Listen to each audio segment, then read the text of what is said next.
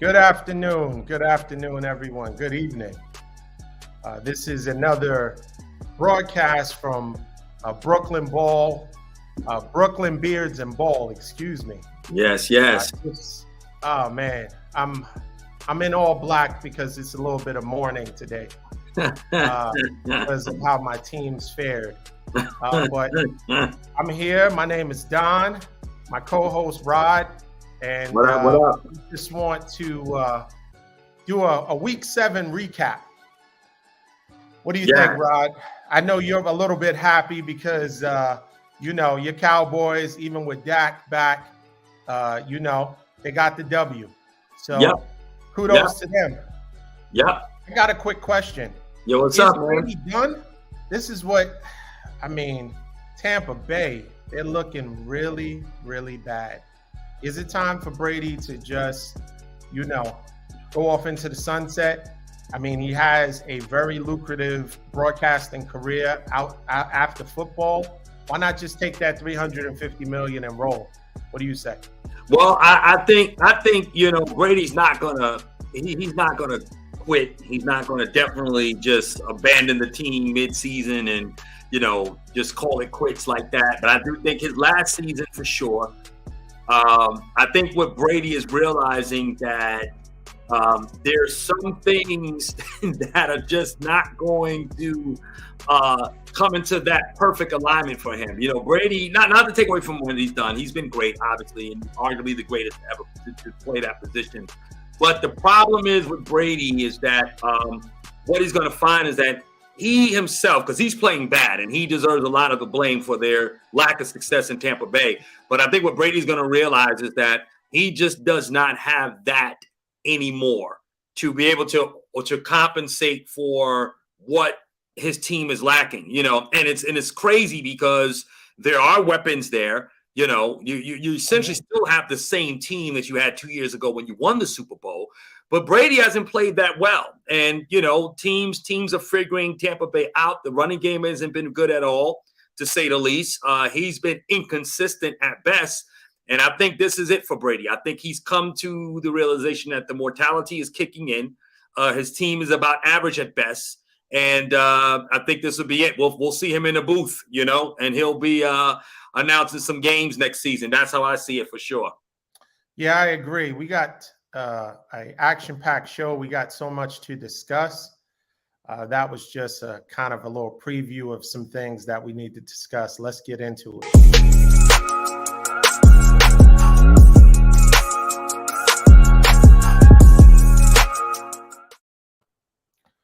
Week 7 was not kind to me, not kind to any of my teams, locally or from back home. Unfortunately, my Niners, oh man, what can I say about them?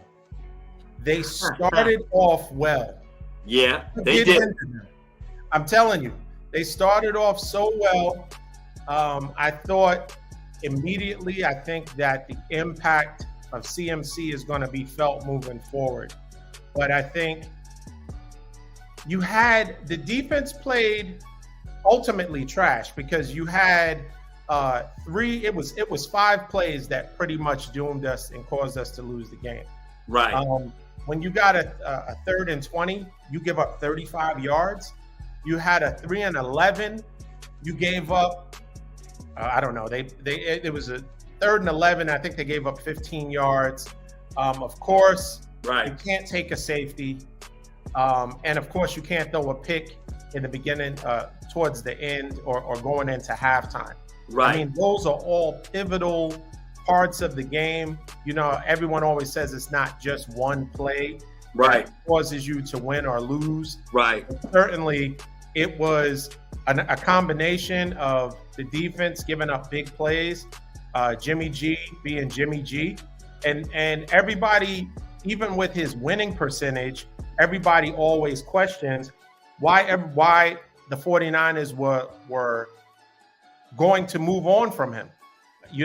Kyle Shanahan, a lot of his success is with Jimmy G. Right. Prior to having Jimmy G, he wasn't as successful. Mm-hmm. But everyone's like, well, he has a 70% winning percentage. Why get rid of him? Those are the reasons. Forget last week where he's running out of the back of the end zone.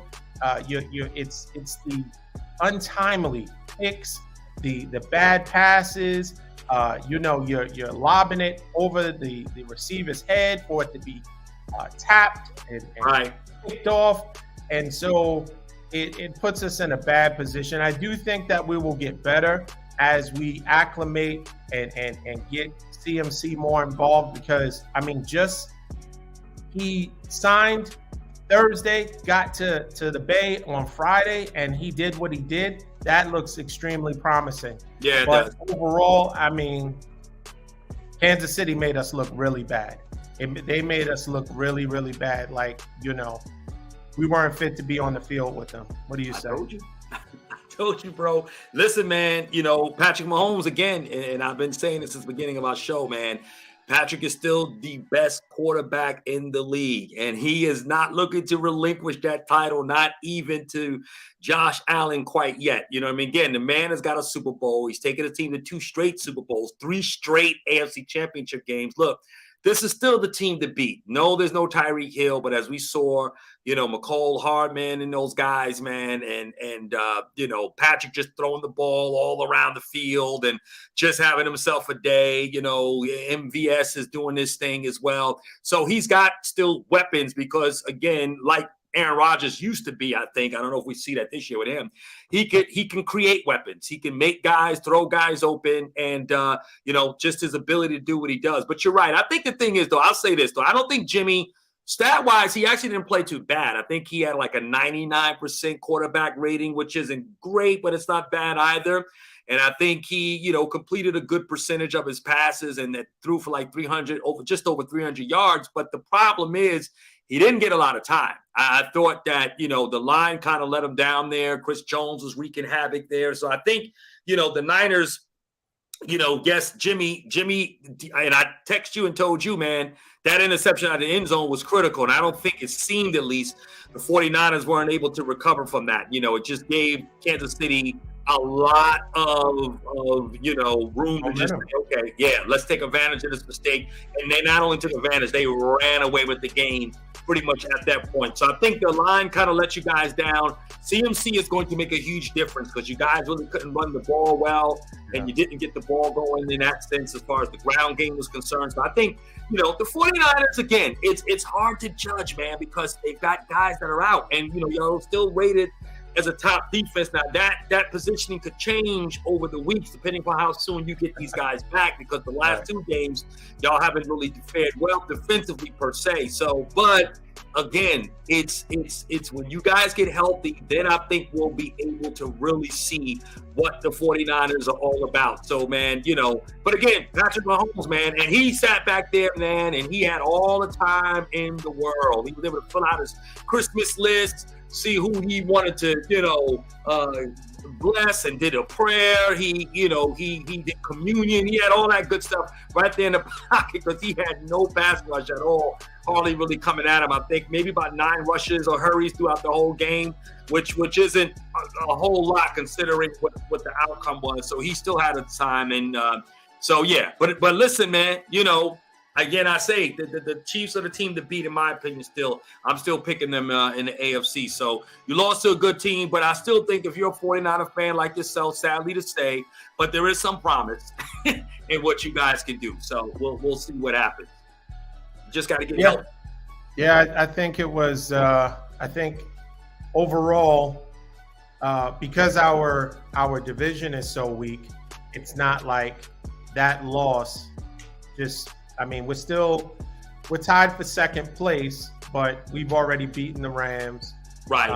And we've beat Seattle. Seattle is kind of surprising everybody, but I think that's smoke and mirrors. I think that is going to come to an end. Geno was looking unbelievable, and then when they faced us, we made him, turn back into a pumpkin. So, right.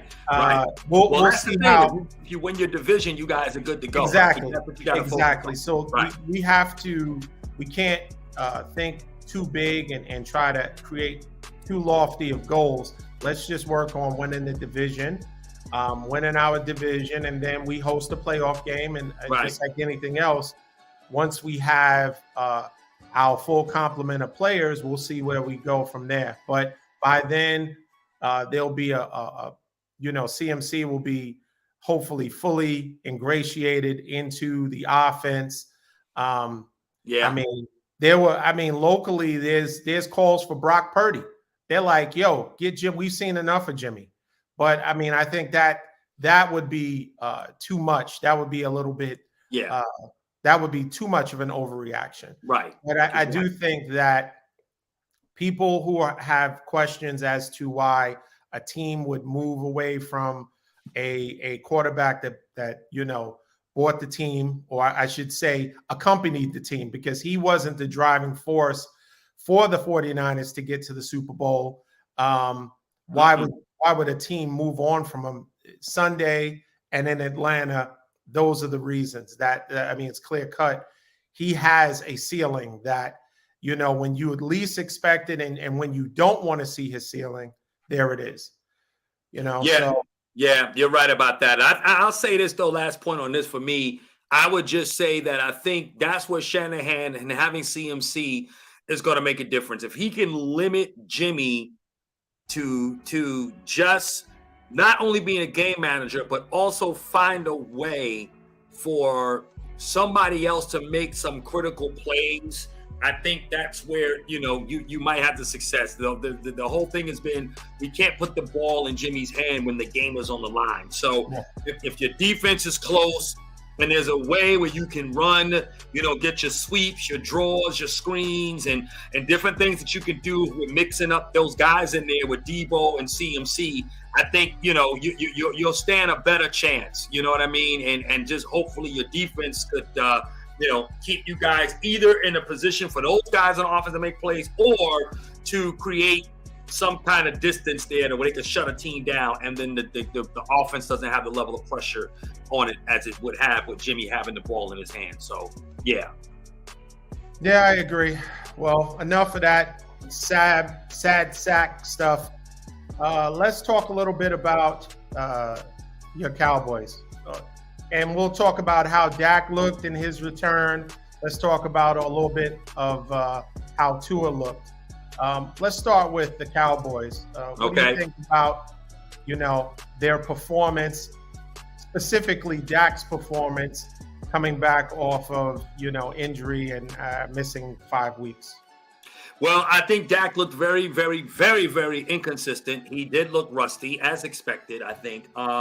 He threw some high ones, threw some off target passes there. And then what was strange enough, he was actually throwing into double and triple team coverage. So that didn't look good for Dak. I think he did, to his admission, try to say his thumb was feeling so good that he kind of wanted to take a few home run shots there, which was definitely not wise to do. It was only a good thing that the Detroit defenders did not catch the football. So he threw some bad throws. I thought it was ill-advised. But then I saw him kind of get into a rhythm. Some couple of drives in the second half. He really got into a nice rhythm, I thought, hitting Noah, hitting CD, in the middle of the field there. So I thought he did pretty good in that regard. He threw a touchdown there. So I think Dak is going to be all right. I think he should look better against Chicago next week. So I'm not bad. I'm not too down on it. But again, I think I have some issues with Kellen Moore. I think the play calling just didn't bode well. I thought it was some questionable play calls, in some aspects of the game. 3rd and 1, they tend to run a pitch out there to Tony Pollard. Now, give Detroit defense credit. The worst defense in the league. But those boys, they've come up. They played well. They did. I guess, they heard the chatter. They coming off a bye. They had more time to prepare. And I thought them boys, they was laying the wood. They was out there. They was flying around. And I thought they did a pretty good job against our offense. We picked it up. But again, our defense with the turnovers and getting the pressure there. We had 5 sacks. That gives us 29 for the year there. Cowboys, the defense there, it's legit. So, but again, offensively, we look completely inept, completely just out of sync in that first half. In fact, we were losing by 3 at the half. So, we looked bad. But then we picked it up in the 3rd and 4th quarter some. And so hopefully we could ride that into the game in Chicago. But Dak, look, I'll say this to you, D. Dak is a good quarterback. But I mean, is he's not the elite. And if Dallas even gets to a Super Bowl, I honestly believe it will be even despite that. So it's got to be the defense. There's got to be some level of consistency with the running game. And for Dak to just make a throw when he can make a throw, or even decide to run sometimes, which is another thing he just doesn't do enough that he was doing prior to the ankle injury that he had when he broke his ankle back in 2020. So, look, he was okay. It was good to see him back. I mean, he's an upgrade from Cooper Rush, who still held us down admirably. But, I am looking to see Dak do a little bit more. He can play better than what he played yesterday. So we'll see. Yeah, I mean, I wasn't totally shocked by the amount of rust that Dak had. I mean, I expected that. Right. I think there was, as you mentioned, some questionable calls by Kellen Moore. But listen, at the end of the day, you guys got the W. That's what matters. You got the victory, and it's another week. Dak will get more and more in game shape as time progresses. It's good. It was a good thing to come back to play in Detroit as opposed to a tougher team, because Detroit had good defense, and Hutchinson was actually balling out. I think he had 2 sacks. So they played well, but overall, you knew that from an offensive standpoint, because Dallas's defense has been holding down the fort. It was from a team from an offensive standpoint where you could, throw. You really wanted Dak to get back in rhythm by being able to, try that with, you couldn't do that with a tougher defense. You couldn't do that with, let's say, the Eagles. I just want to try something out. My thumb's feeling well. I just want to try to, throw it into double coverage. That would be more costly. So with, playing Detroit, you could do that. You could take a little more risks. You could gamble, gunsling a little more. And then, like you said, he'll play better with playing against the Bears. I mean, because the Bears are terrible, and that's a good way to build it and get back into game shape. But you guys got the W, better than what I can say about my Niners. Although level of competition was a big difference in competition level, but we lost. So what do you think about Tua? He was back after 1 or 2, or I don't know how many concussions. I mean, but he was back. And you know what? I have to say, although let me say this. Tua, pregame, they interviewed him, and he was talking about, I learned from this, and, I'm paraphrasing, but I saw my career flash before my eyes, and I'm just going to get the ball out. I'm not going to take any unnecessary risk. I'm going to just get rid of the ball and, live to play another down. And when the game started, I mean, it's hard when your instinct kicks in, because he took some hits. He scrambled out of the pocket and took some hits that weren't you just concussed for 3 weeks? He was taking hits that he didn't necessarily have to take. So I'm sure that the coach is going to, reiterate, hey, Tua, we need you. We need you. And you're not a mobile quarterback. You do enough to get out of the pocket. You do enough to prolong a play, but you're not Josh Allen. We don't need you to be Lamar Jackson. We need you.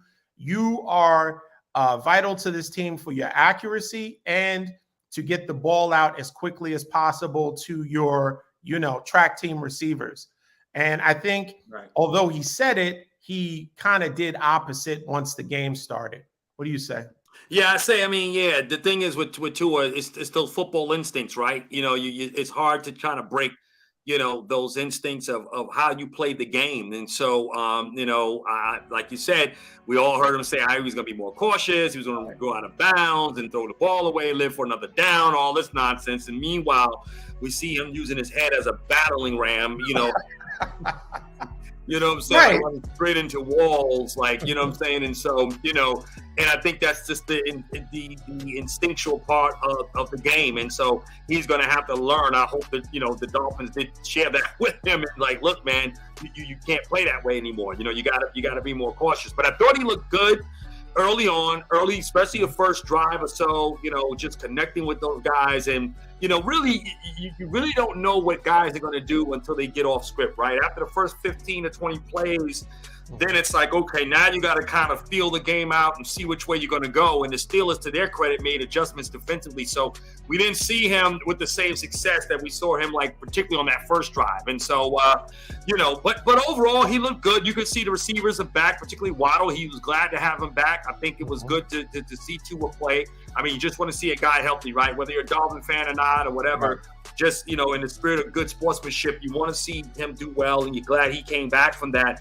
And I thought he looked good. He looked crisp and stuff like that. But, I thought the Dolphins would have done a little bit more in last night's game. But, again, it's Tua's first game back, much like the Dak situation. You're getting acclimated again. You got to kind of feel your way out. And the Steelers got pride. They got a great coaching still with Tomlin, who I still think is a top 5 coach in this league. He does more with less than anybody else. And I thought overall, Tua was good. He was good. I think if once he gets in his rhythm, like that, come next week and he'll start playing, he should be good. In fact, they got Detroit next week, so we'll see how that folds. So they came off a pretty decent defensive performance for all intents and purposes. Detroit, that is. So we'll see how Tua fares with that. There's another home game for them, so we'll see how they bowl. Yeah, I agree. Yep. I agree. It should, when players are coming off an injury, it is, advantageous for them to kind of work their way back into, an easier opponent. And, so I think that was good. I think overall he looked good. I'm sure our man Corey is really happy to have him back. Oh, yeah. Yeah. He'll be at that game next week, too. He'll be out there in Miami. Yeah. Oh, nice. Okay. Really good. Yeah. That's good stuff. Yeah. So, So now we talk about players getting reacclimated to the team. Now let's talk about, we kind of hinted on it and teased in the beginning of the show about how these veteran MVP, GOAT 1 and GOAT 2, how they've been playing recently. Tom Brady and Aaron Rodgers. Now, Aaron Rodgers, you got the payday, you're getting $50 million a year. Oh yeah. You selfishly got your contract, and as a result, ultimately caused the star receiver to go elsewhere, right? Yeah. Because as couldn't afford him. Right, exactly. They couldn't afford him anymore. And how as storied as the Packers are, they're a small market team, so they can't afford to pay the quarterback $50 million and pay the receiver, 25 to 30 million or however much he's making. So obviously he had to go. But now it seems like to lose 3 in a row. Now give it up to let's take a second right here to give it up for the New York teams, New York Giants and the Jets. Bravo. I'm going to give it up for them. They deserve it. I know you sitting back, but let me tell you, the way that it matters. Okay, first of all, Saleh, which was our defensive coordinator before we got D'Amico Ryans, he is the head coach of the Jets. Yeah. He has brought that same grit and tenacity to the Jets, and it is showing. Of course, there is still some questions about the quarterback's maturity and how he's going to fare, because he's a bit of a kind of a gunslinger, a risk taker that sometimes can get you in trouble. But the defense, from a defensive standpoint, is, and now you have issues. Their running back, Bryce Hall, he sustained a major injury. Hopefully, knock on wood, that it's not season ending. But they have Michael Carter, so they do have a decent stable of running backs who can fill in. But Breece Hall looked really, really well. Really good. The quarterback, what was his what they call him? They called him they compared him to Patrick Mahomes. They called him I forget. He's from BYU, so they. Oh, you talking about Zach Wilson? The Mormon Mahomes. You talking about Zach Wilson? Yeah. Yeah. You said they did what with him? They called him the Mormon Mahomes. The Mormon Mahomes. I mean, listen. People look really good in college. Oh, God. College. It depends on how it translates to the NFL because you can be extremely talented, and of course it depends on your competition, the level of competition that you're playing with. But once you get to the next level, you're playing top tier players, you're going to see what you're really made of. But I have to, all jokes aside, I'm a diehard Niners fan. You're a Cowboys fan, but 6-1 and 5-1, you got to give it up for them. I mean, they have played really well. Saquon, as far as for the Giants, Saquon is back. Yeah, I'll say that much. I mean, Brian Daboll has been doing, some really special stuff with the quarterback because remember, they were ready to run him out of town. Oh yeah, no doubt. And so he's not making mistakes. He's mobile enough where he's running the ball effectively, extending drives. And I mean, Saquon has been, and just think about all of the receivers that the Giants have that are injured. Kadarius Toney is a great receiver. Yeah. Hurt. I mean, They have a stable of good receivers. I mean, Kenny Golladay, let's not even talk about Kenny Golladay. Kenny Golladay is, that is, I mean, he tricked the game. Kenny Golladay looked so good in Detroit. And once he landed in New York, that was a wrap. But what do you want to give a little shout out, a little love to the New York teams? Or no, not at all. Not at all. Give nothing to them. Well, unfortunately, that's unfortunate. Yeah, they're garbage. The New Jersey Rejects and the New Jersey Giants, they get nothing from us at all. I mean, I got nothing against the Rejects. I mean, they're we don't have any real rivalry with them, and they've done nothing wrong to us. Their franchise holds not a candle to the Dallas Cowboys. However, the Giants, they're just an NFC East team. There's no way. You will never get me, even on our show, to openly confess and to say out of my mouth with sincerity and with honesty that the New York Giants are back. Back from what? Back from where? Okay, Daniel Jones is they're gonna, if anything, they'll franchise tag him next year. All right, he's never gonna get a big contract. I still don't believe they think he's the guy. Now, mind you, they're probably going to use some money to bring in another receiver if they could, and definitely, like you said, they got receivers that are out. Tony is big, and so it's not like they're working with a lot of weapons on the outside. A lot still falls on Saquon, okay, and so for all intents and purposes, he's still kind of fresh because he hasn't really played a lot of games in the last 2 seasons. But but the Giants, listen, I'm not gonna sit here and say they're not playing good football. They've beaten some quality opponents, and they find ways to win.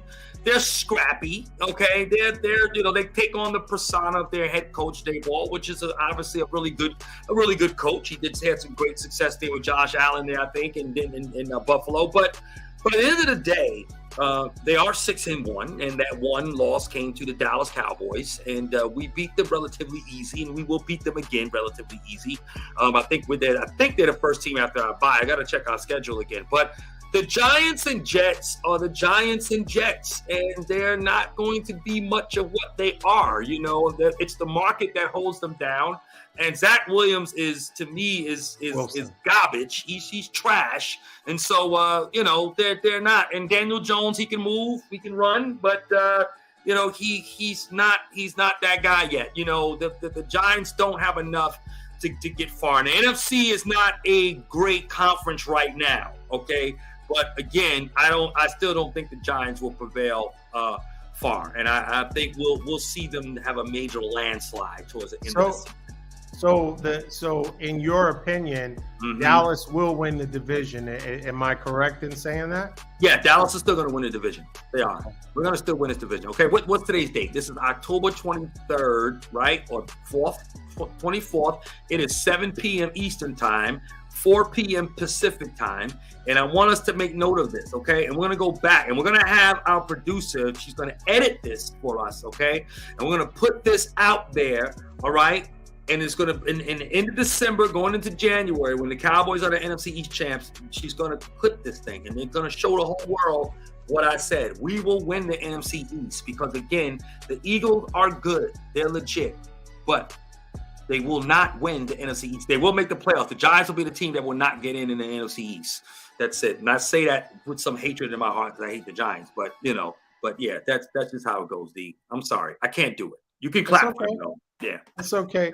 My co-host is not going to show other teams love. I will, even if it's in the, within the division, because, if you're playing good, you're playing good. And if you're winning, you're winning.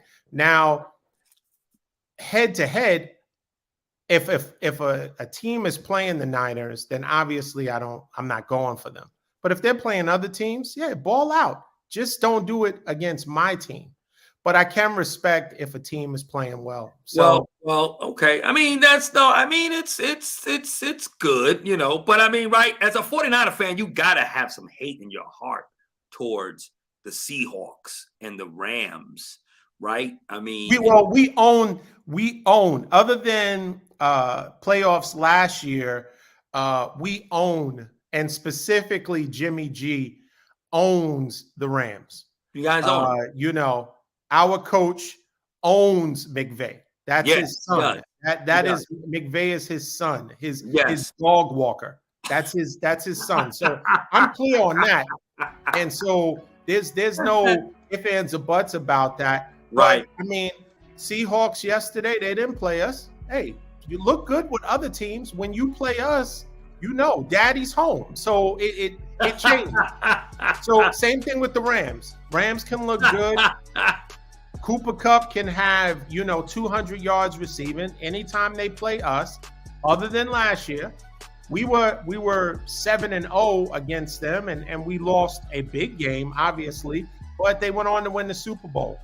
And so I'm not concerned about that. But I will call it like I see it. If I think a team is playing well, just when they come up against us, there's no love there. But that's fine. It's all good. Okay. What do you think about Brady? Anything else on Brady? Anything else on Rodgers? Rodgers, pretty much ushered his best player out of town being greedy, and now it's blowing up in his face. Yeah, I think the thing is, and I think you hit it on a point. You hit it on the head, D, with your point there. I think that the truth of the matter is that he has no weapons, and it's catching up to him. And obviously, I think, me personally, there's some dissension between him and his coach. I don't think they've ever really seen eye to eye on much of anything since he's gotten there. And so I think the thing is that the guys that they have there are young, and I don't think Rodgers has enough to really bring these guys out. It's going to take them a little more time to gel. I mean, for all intents and purposes, right? I mean, the season is starting to get to almost a midway point, but we're still not there yet. I still think they can still do some things in the sense, I mean, look, they're 3-4. They're 3 games behind Minnesota. They're definitely going to have to do something if they're going to get the wild card because Atlanta's playing well. And then, of course, your division, you got the Seahawks and the Rams there and yourselves at 3-4. So you got a lot of middle-of-the-pack teams. Rodgers, they're going to have to go on a streak. That's the only way. If they're intermittently winning games, it's a wrap for them. It's a wrap for Rodgers. And I just don't think Rodgers right now, because of missing Devontae, which clearly we see is huge, it's just not enough. They just don't have enough, and I don't think Rodgers has enough to bring them over the top. The line isn't really playing well. He's under a lot of pressure there. Just can't get guys. Guys can't get open. Guys are dropping balls, and look, it's just not a good thing. So yeah, I think I think, well, Rodgers, look, he's going to finish his contract out. That's for sure. So he ain't going away, unlike Brady, who's certainly going to retire, I think, after this year. Definitely. So while you touched on something that I thought was really interesting, and we didn't get an opportunity to really discuss it. It was the kind of the sideline confrontation between Kyler Murray and Cliff Kingsbury. Right. What did you think about that? I thought, regardless of being in the moment and being passionate and being pumped up about a play or trying to get the play done, I thought that it was highly disrespectful for him to tell him, calm expletive down, right. And he said it twice. All cameras are on you. D-Hop, who just got back, he has a syringe hanging out, is sticking out of his thigh. He has to calm down. He has to calm you down. And instead of being a leader, I'm joking about D-Hop. He's a phenomenal player. I tease my boy, who is a huge Arizona Cardinals fan. I'm like, D-Hop is, he's one to try to reason, and he's, he cost the team 6 games or whatever. But I say all that to say, I thought it was disrespectful. And from his standpoint, you can be, Kyler, how he may be looking at it is, hey, I can be disrespectful. At the end of the day, they're tethered to me for at least 3-4 years. On the other hand, Cliff, you may be jumping off of a cliff. Your time here may be, really, you're on the hottest of hot seats, right? Because over the last couple of seasons, Arizona gets really hot in the beginning of the season, 7-0 and 6-1, and then what happens? They fizzle out the second half of the season. So I think from a standpoint, I just thought it was in bad taste that he was so outwardly disrespectful to his coach. What do you say? Well, I think one of the things I heard somebody say, and I may have to kind of run with this a little bit. It's speculation, but I think there might have been something coming out the camp there that Cliff Kingsbury was leaking the report that Kyler wasn't studying, right? That he wasn't committed to the game. And so as a result of that, I think Kyler Murray took exception to that, supposedly. Now, again, this is all speculation. But with the anger and the ferocity that he came at his coach with, man, that was no joke. That was real. And, like you said, the coach is going to he's not going to be there longer than Kyler. So Kyler's going to be there. He's got guaranteed money coming up the wazoo. So he's going to definitely be around. And I think what we're seeing now is, Kyler, I don't agree with him talking to his coach like that. And his coach kind of looked like he cowered down, really. He kind of backed up. It was like, I think he was even taken back by it a little bit, and I think how they played it off in the media afterwards was kind of like, no big deal. They kind of both laughed it off, and he said, coach kind of always gets animated on the sideline according to what Kyler Murray was saying, and he always does that, and we just, we tell him that all the time, that kind of thing. But the truth of the matter is, I think Kyler's he's got some gripe, he's got some issues there, and I think he wants to kind of maybe really kind of take on some more of a leadership role. And, kind of really be the man in a certain kind of way now, try to be that elite quarterback that he feels he can put his team on his shoulders, much like a Mahomes with Josh Allen or Aaron and Tom have done throughout their career. So, I didn't think I thought the situation was a little unfortunate to really, bark at your coach like that. You know what I mean? It kind of really undermined him, especially to the media. That was going to be a lot of feedback and a lot of talk, a lot of reaction to that was going to not put your coach in a good light because it was looking like you really punked him, which you really did. You know what I'm saying? So that's not a good thing. But it is what it is. I think Kyler Murray is a good quarterback. I think he has what it takes, but I'm just not sure if if he's that dude that could really bring them over the top in terms of what they got to do. And I think coaching has a lot to do with that too, because Cliff is on a hot seat. He's coaching for his job, no question about it. Oh yeah, I totally agree. I think that was just a poor display. Disagreements happen. I'm sure it's very common. When you have that much testosterone and people are used to winning and want to win, Right. And they had just had some tough losses, but they were playing well. And you saw the instant impact of D-Hop coming back. It just opened up the offense. So I think it just soured such a good display, offensive display by that, sideline, skirmish, if you will. Right. But I agree. You know what? What's going on, bro? We've talked about enough football, and you have this kind of, because Dallas won, a little bit of I'm not gonna give any team other than Dallas respect. Let's talk a little bit about the Los Angeles Lakers. Let's do that. Let's talk about the Lakers. The show. Are we supposed to be wrapping it up real soon? No. We got 30 seconds to talk about the Lakers. We're gonna talk about if we don't talk about nothing, if this is our last show, we're gonna talk about the Lakers. LeBron, I'll let you start. I'll let you defend what you saw, as far as Westbrook's shot choice, what the media is now trying to do, as far as further splinter on a public forum, splinter the Lakers, and what you think moving forward can be done. The floor is yours, sir. Well, sir, I'm gonna tell you the truth, man. The Lakers are in bad shape.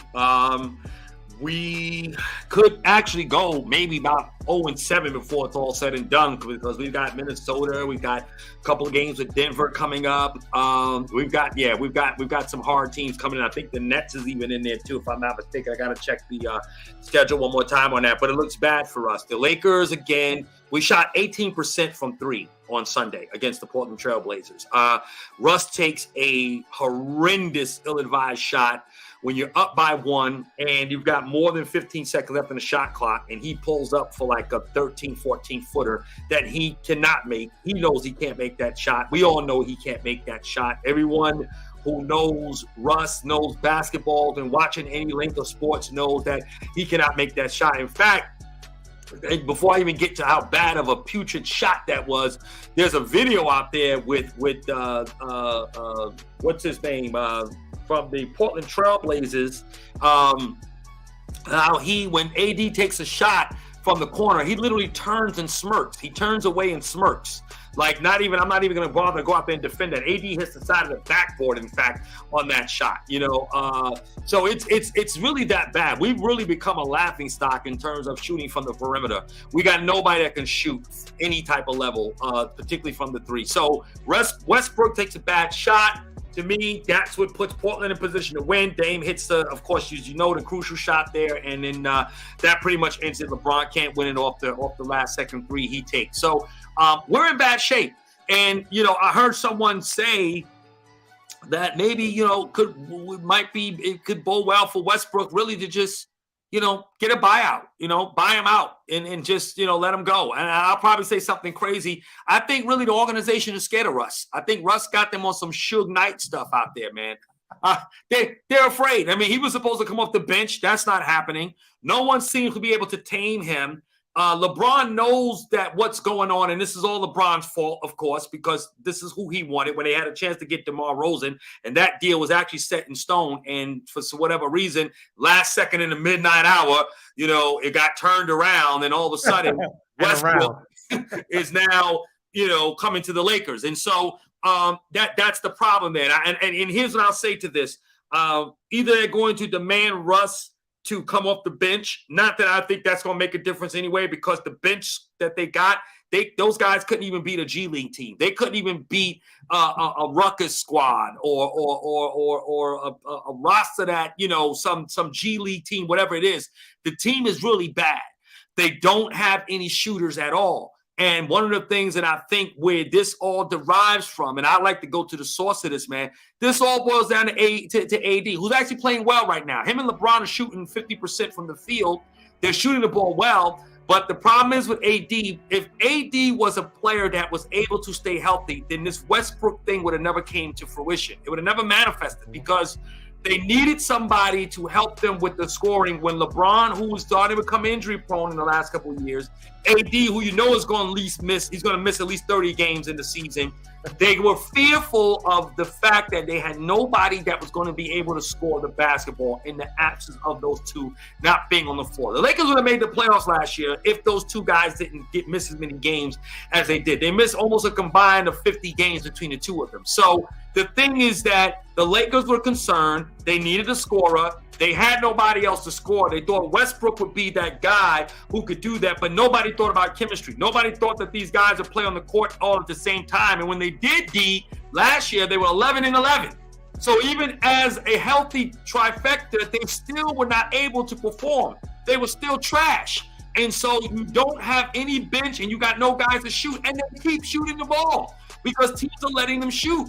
And so, I mean, it's a travesty to see what happens. I don't think Darvin Ham has figured it out yet, but we're going to give him some time. It's still a small sample size, but it's going to be hard to see what this team is going to eventually do with the way that they're playing. And I don't think it's going to get any better. I think it's going to get worse before it gets better. So if I'm the Lakers, I have a conversation with Russ. Say, look, man, we love you. We're not saying you're the reason for it all, but listen, we're going to just buy you out and go ahead and do your thing. And the Lakers will just go on and take that L. That's it. And because trading him to get something back in return, what are you going to get in return? Nobody's going to give you any real pieces. And I don't know if that trade is still on the table with the Kings as far as getting Buddy Hield or with Indiana rather. Excuse me, I'm sorry, but Buddy Hield and Miles Turner. We got to see. But I don't even think that's going to make much of a difference. Buddy's a great shooter. He can shoot over 40% from the three-point line. But again, I don't know if it's going to really make that much of a difference. But I got to say, Westbrook is horrendous. He is shooting bad. And I think he's only shooting like 28% from the field overall so far in these first 3 games. So, yeah, not looking good, bro. Not looking good. And this is coming from a Lakers fan, all right? So, yeah, not good.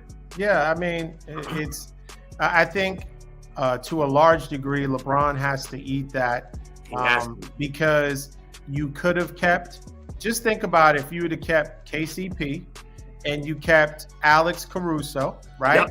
Yep. Both of them combined don't make $47 million, right? Nope. So DeMar DeRozan, I saw an interview with him, and he thought the deal was done until he got a notification. One of his boys texted him and was like, yo, they picked up Russ.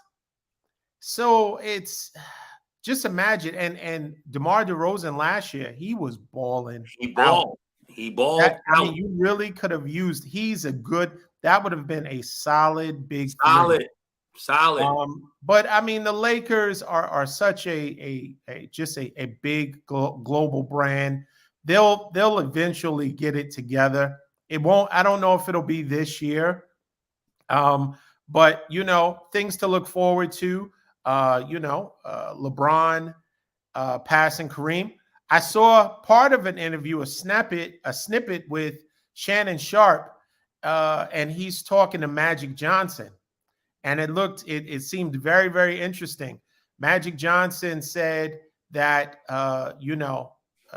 Shannon asked him how he would feel about, how would Kareem feel about LeBron passing him. And he says, he's not going to be thrilled about it.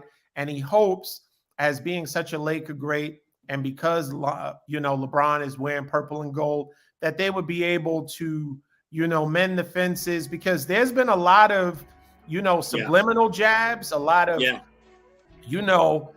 he kind of from a standpoint, especially as someone who took such a stand and had such a political voice in his time. He's telling LeBron, pretty much to a degree, shut up and dribble a little bit.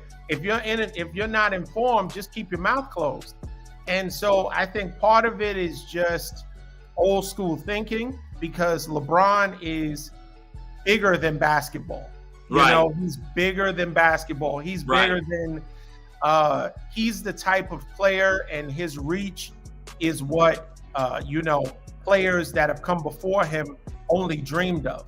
That's why he gets such shots of hate.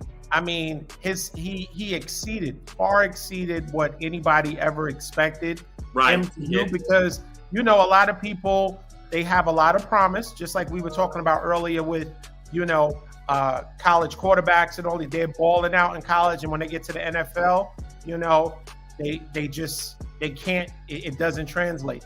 Right. So LeBron exceeded, and just what he's doing from a business standpoint, it's highly impressive.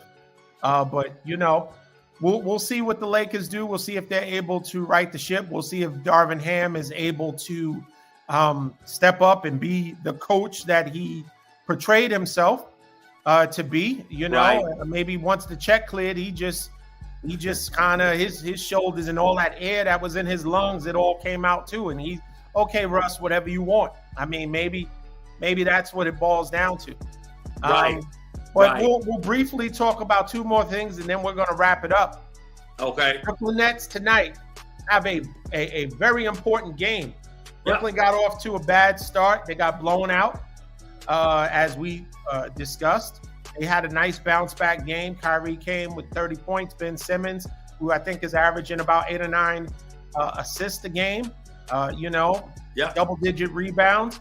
I think slowly but surely they're coming together. Of course, I don't even have to say KD's numbers because they're elite. But I think that they have a really good test. I'm not going to make a prediction. I don't want to jinx my team. I think they'll win, but they're playing Memphis. They're going to Memphis tonight. The game starts in about 30 minutes. Yeah. So it should be a good game. Hopefully it's televised. Maybe it's on TNT or something like that. Hopefully so. But I think it's going. I have the NBA, League Pass, so I got to see my Nets regardless. But, no doubt. I feel you. But I think it should be a good game. I think I'm going to ride with the Nets tonight. We'll see what happens. Anything else? Any hate? Anything you want to say about the Nets? Yeah, I hate the Nets too. I think the Nets. The Nets again. I still think that the coaching thing with Steve Nash is still questionable for me.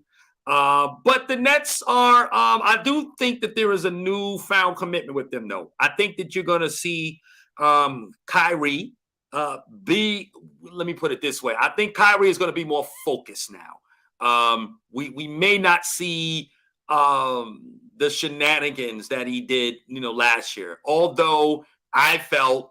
With him deciding not to be vaccinated, I actually stood in concert with him on that. I think it was more just New York City, being, boneheads about certain things like that. And I know that can go either way, depending upon which way you lean politically or whatever your convictions are with that. But I do think, though, that at the end of the day, it hurt the Nets, hurt their ability to develop chemistry, as KD had said.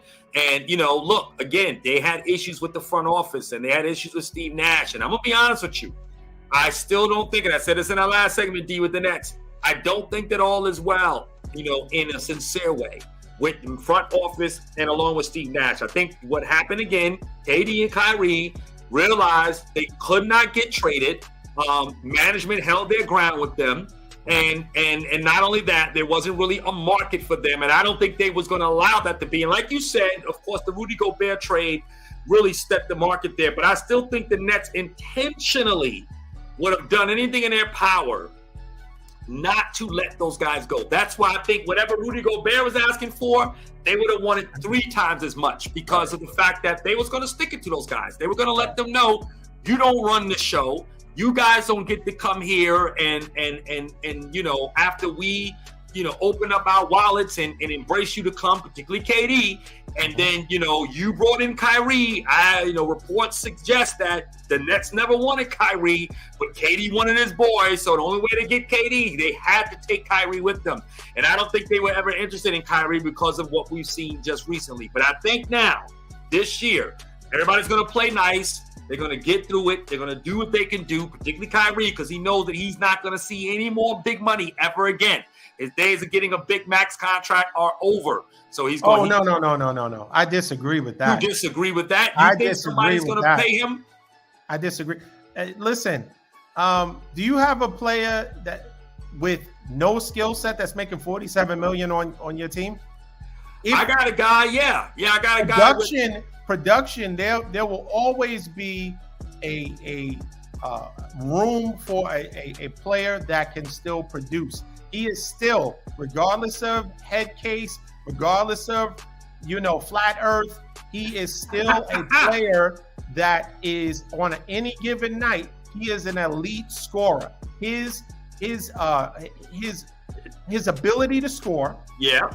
There is no fall off. Okay. Nobody for his size, nobody finishes at the rim better with either hand. He is an elite player. Believe me, he will find if Brooklyn says, hey, you know what? Thanks for your service. There will be another team.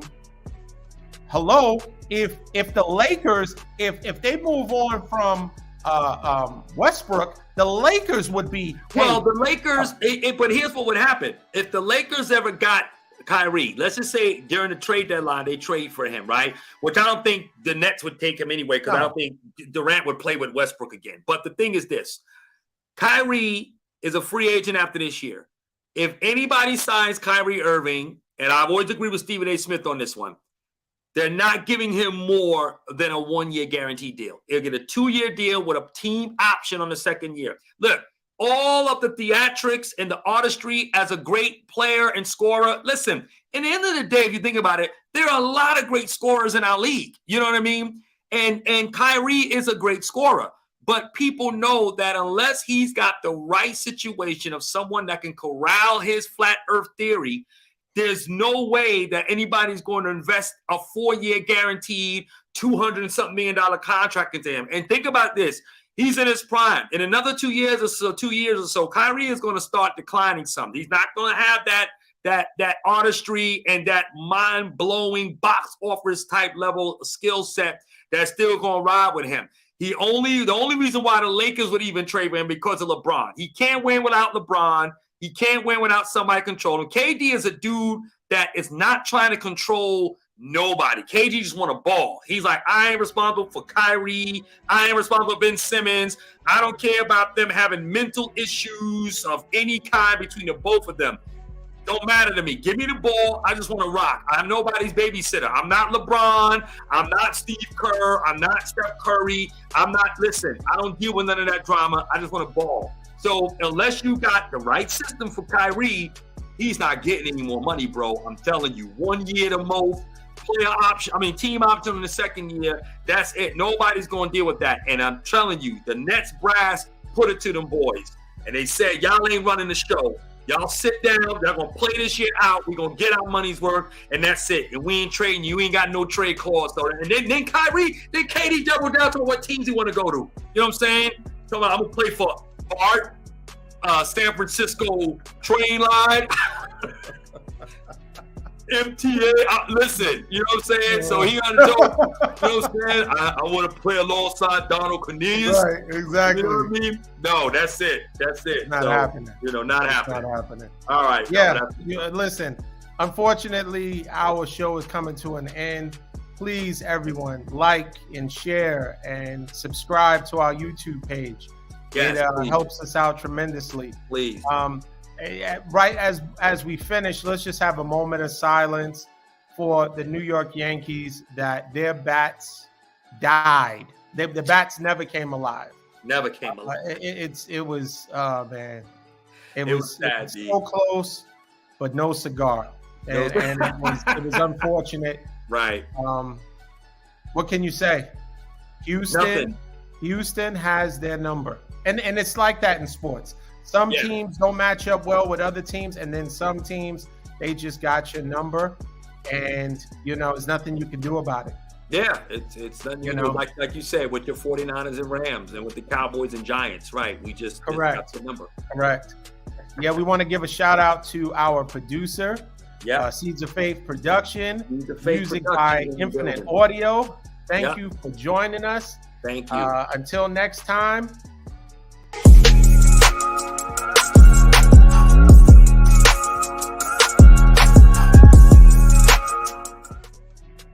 We're out. Thank you. Peace.